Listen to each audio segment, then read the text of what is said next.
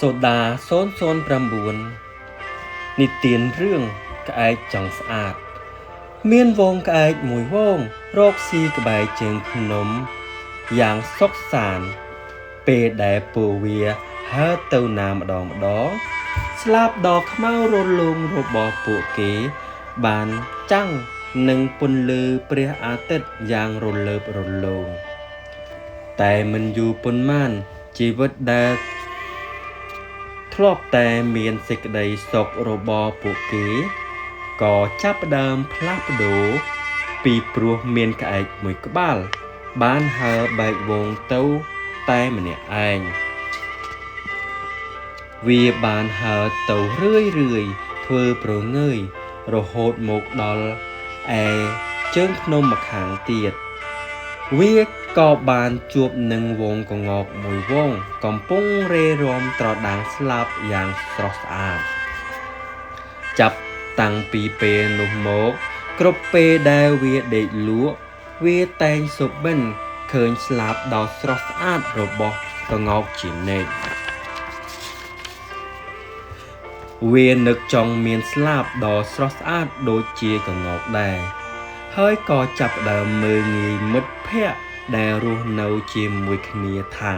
រូបរាងឯងគួរឲ្យសោកខ្ពើមខ្លួនក៏ខ្មៅទៀតនៅទីបំផុតហេតុតែចង់ស្អាតវាក៏ទៅរើសស្លាបក្ងោកដែលជ្រុះមកសៀតតាមស្លាបនិងកន្ទុយរបស់វាដោយគិតថានឹងធ្វើឲ្យវាស្រស់ស្អាតដូចជាសត្វក្ងោករួចហើយក៏វាក៏ហោះហើរចូលទៅក្នុងវងក្ងោកដោយគិតថាខ្លួនឯងដូចជាសត្វក្ងោកដែរនៅពេលដែលក្ងោកបែរមកឃើញក្អែកក៏នឹមគ្នាភ្ញាក់ផ្អើលហើយក៏ស្ទុះសំណើចព្រមគ្នាណែសំឡាញ់មើលក្អែកមួយក្បាលនេះចុះមុខមិត្តគួរឲ្យស្អប់ក្ងោកមួយក្បាលបានពោលឡើងមែនហើយកុំឲ្យវានៅវងជាមួយយើងណោះព្រោះវានឹងធ្វើឲ្យយើងអាក្រក់ទៅតាមវាដែរ